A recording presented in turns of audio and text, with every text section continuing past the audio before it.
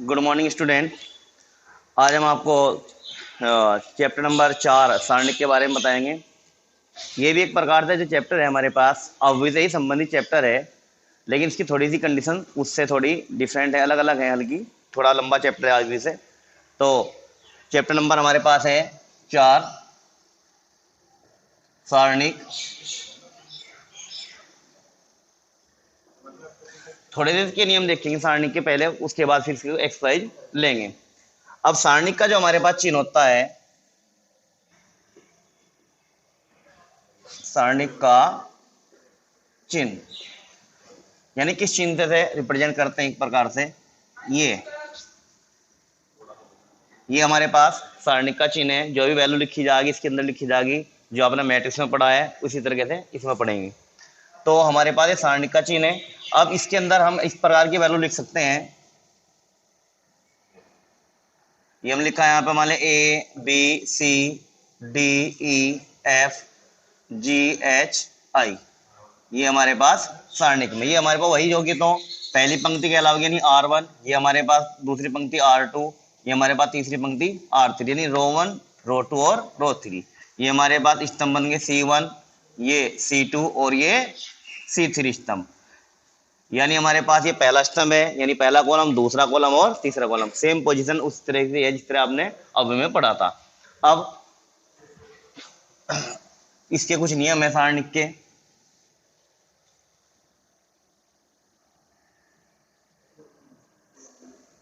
एक दो नियम देखेंगे इसके। मान लिया हमारे पास कोई भी सारणी दे रखा, अगर उस सारणी की हमारे पास कोई भी दो पंक्ति या दो स्तंभ समान हो तो सारणी का मान हमारे पास क्या होता है? शून्य होता है। जिस प्रकार सपोज करो हमारे पास ये वैल्यू लिख दी 3 4 5 1 3 6 और 3 4 5।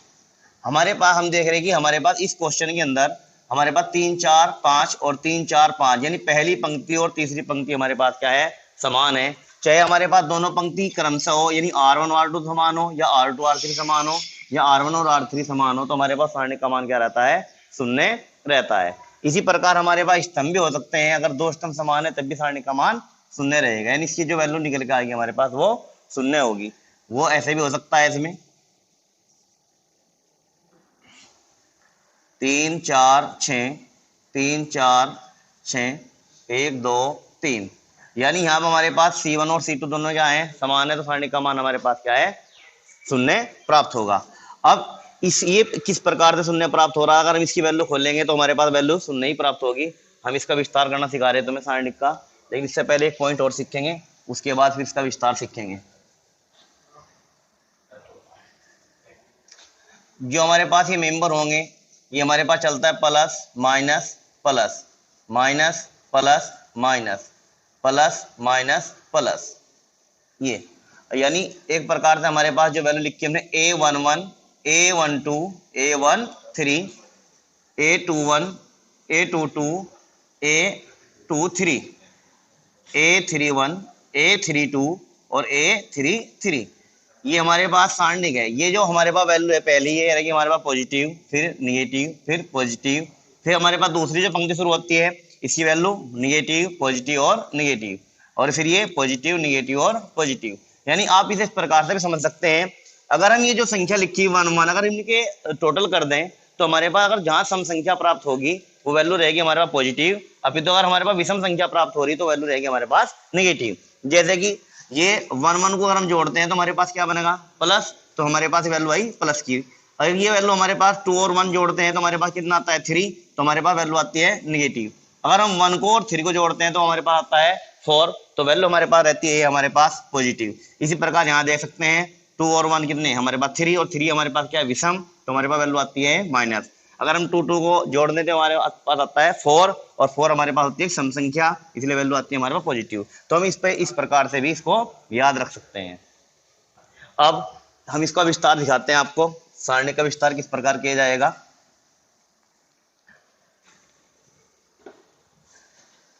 मान लिया हमारे पास कोई क्वेश्चन दिया 3 4 5 6, ये और उसने कहा विस्तार कीजिए, इसका विस्तार, सारणी का विस्तार करना।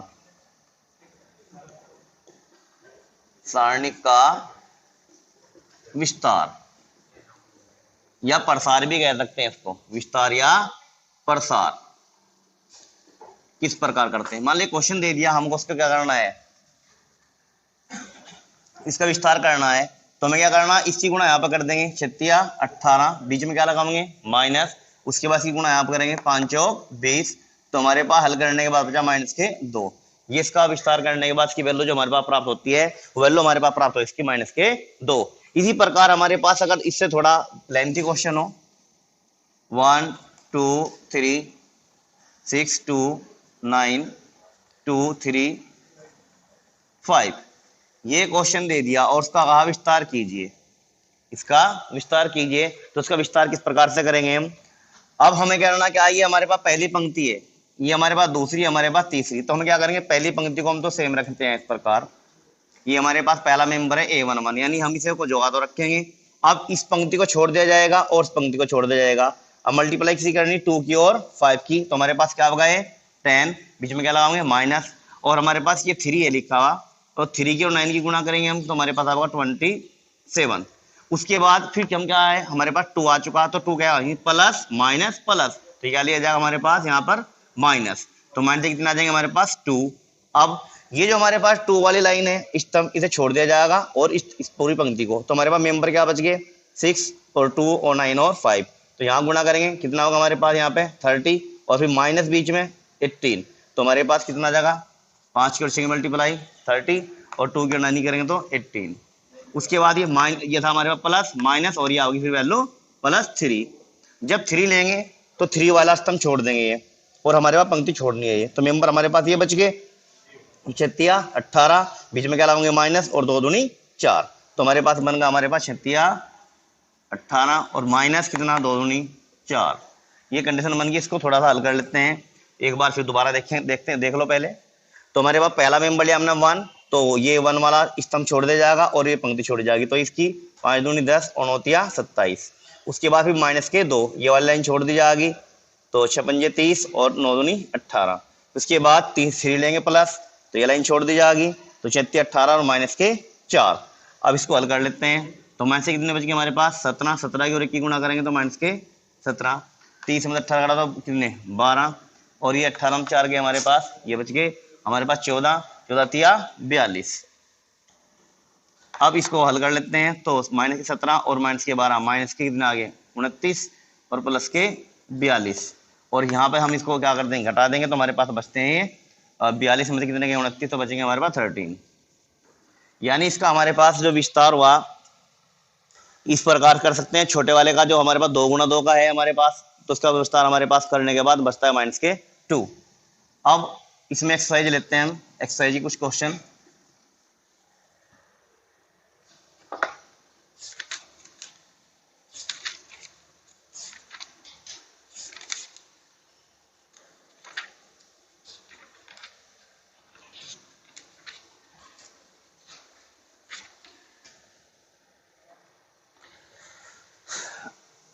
पहला क्वेश्चन दिया एक्सरसाइज का 4.1 का, विस्तार करना है, वैल्यू लिखता है 2 4 और माइनस के 5 और 1, इसका विस्तार करना है हमको। तो विस्तार तो मैं भी पहले एग्जांपल बताया था, सही में करना है क्वेश्चन को, तो यहाँ मल्टीप्लाई कर दो कितना 2 और माइनस 5 और 20 और माइनस क्या आ जाएंगे यहाँ पे प्लस, तो जोड़ने के बाद हमारे पास बचेगा 22।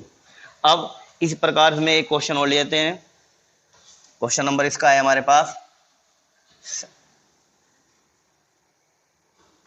6 क्वेश्चन है, बीच में सभी क्वेश्चन इस प्रकार से ही हैं। पहले इसका सेकंड क्वेश्चन ले लो, लिखता है cos थीटा sin थीटा और sin थीटा और cos थीटा, इसका भी विस्तार करना है। तो उसका विस्तार करने के लिए cos की मल्टीप्लाई करेंगे तो कितना आ जाएगा हमारे पास cos स्क्वायर थीटा, ऑलरेडी बीच में क्या लगाया माइनस, sin की मल्टीप्लाई करेंगे तो माइनस के sin स्क्वायर थीटा, तो माइनस क्या आ जाएगा हमारे पास प्लस, तो ये बनेगा हमारे पास sin स्क्वायर थीटा। अब cos square theta plus sin square theta, तो हमारे पास कितनी वैल्यू जोड़ने के बाद 1, ये हमारे पास फार्मूला होता है। इसी प्रकार इसका क्वेश्चन नंबर 6 ले लें, 6 क्वेश्चन है हमारे पास, इसका विस्तार करना इसके अंदर भी 2 -1 और माइनस के 2 0 2 और माइनस के 1 3 माइनस के 5 और 0। इसका भी क्या करना, हमें विस्तार करना है, मान निकालना है इसका। तो जब इसका मान निकालते हैं तो अभी अभी ये क्वेश्चन कराया तो इस डिपेंडली इसी क्वेश्चन पर डिपेंड रहेगा। ये भी हमारे पास कितना है 2, तो क्या ले जाएगा पहले प्लस का 2। अब ये लाइन हम क्या करेंगे, स्तंभ छोड़ दे जाएगा और ये छोड़ दे जाएगा। अब हमारे पास ये 4 कंडीशन बचती हैं, अब इनकी मल्टीप्लाई करी जाएगी। 2 की और 0 की मल्टीप्लाई करेंगे तो क्या होगा हमारे पास 0, बीच में ऑलरेडी क्या लगाएंगे माइनस, और माइनस के 5 और माइनस के 1 की मल्टीप्लाई करेंगे तो प्लस के 5। लेकिन ये हमारे पास ये सूत्र के नाम से है हमारे पास माइनस। उसके बाद हमें यहाँ क्या करना था, माइनस का लगाना था, लेकिन -1 पहले से ही है तो माइनस क्या आ जाएगा +1। अब हम क्या करेंगे, जो 1 वाला स्तंभ है तो छोड़ दे जाएगा और वो पंक्ति छोड़ दी जाएगी, तो 0 -1 और 3 और 0, तो 0 0 की मल्टीप्लाई कराएंगे तो कितना बचेगा हमारे पास 0, फिर बीच में माइनस, 3 की और 1 की मल्टीप्लाई करेंगे तो माइनस के 3, माइनस हो जाएगा हमारे पास प्लस। उसके बाद फिर हमारे क्या लिखना था यहाँ पे माइनस प्लस, लेकिन प्लस माइनस की गुणा क्या आ जाएगी -2।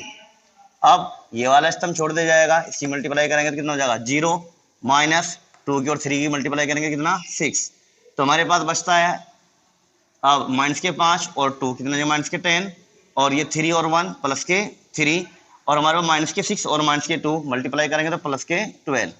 तो हमारे पास 12 और 3 कितने आ जाएंगे हमारे पास, ये माइनस के 10 और प्लस के 15 और कितने बच गए हमारे पास 5।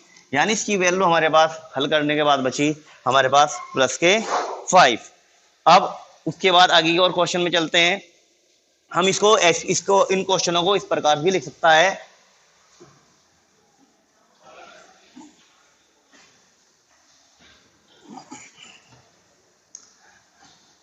आसान क्वेश्चन है, कोई टिपिकल क्वेश्चन नहीं है। अब इसको हम क्वेश्चन नंबर 2 लेते हैं। क्वेश्चन नंबर 2 में क्या दे रखा है हमारे पास, एक डिटरमिनेंट दे रखा है a = 1 1 माइनस के 2 और 5 1 माइनस के 3 और 5 4 और माइनस के 9, और आगे लिख देता है वो, तो मोड ए का मान ज्ञात कीजिए, इसको निकालना है।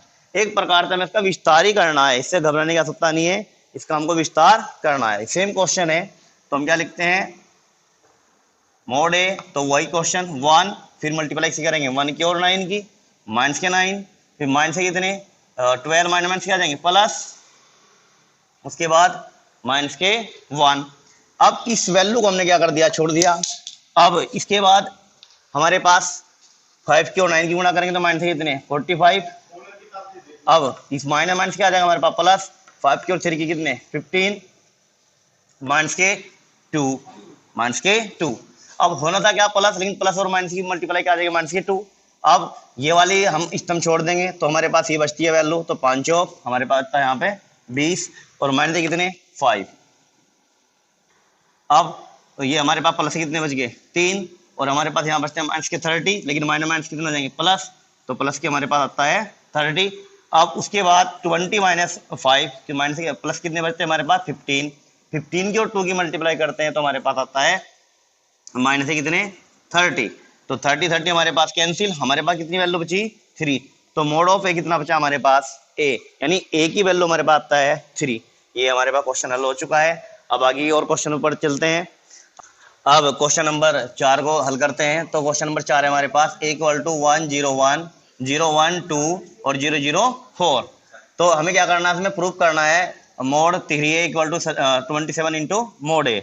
तो हम क्या करते हैं, पहले एलएचएस को हल करेंगे। तो हमारे पास a की वैल्यू दे रखी है तो हमें 3a की वैल्यू इसको निकालना है।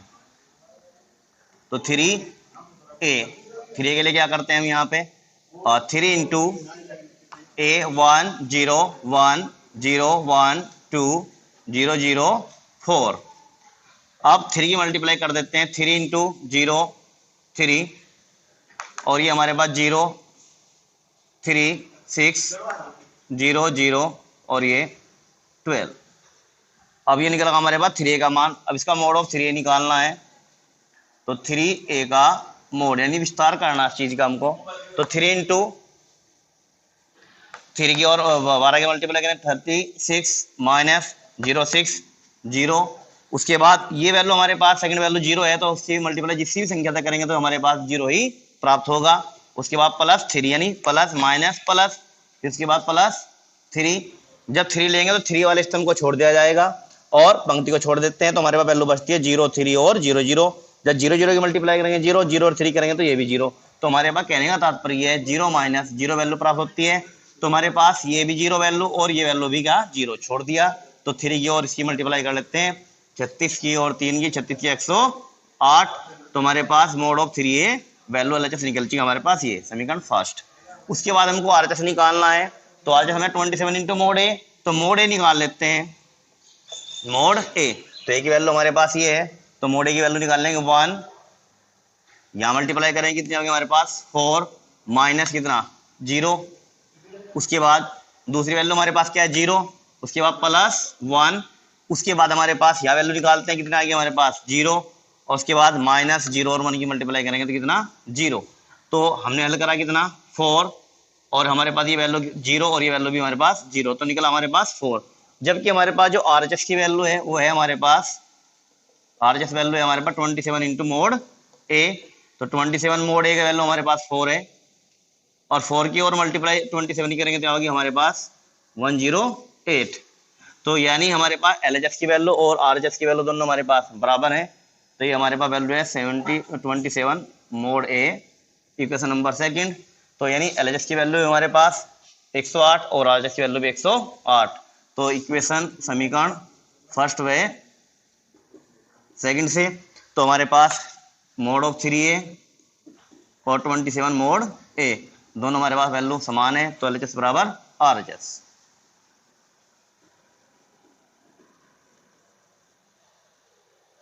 इसी के साथ ये एक्सरसाइज में 1-2 क्वेश्चन और दे रखे हैं हमारे पास। अब इसका क्वेश्चन नंबर हम 5 क्वेश्चन लेते हैं। Question number 5,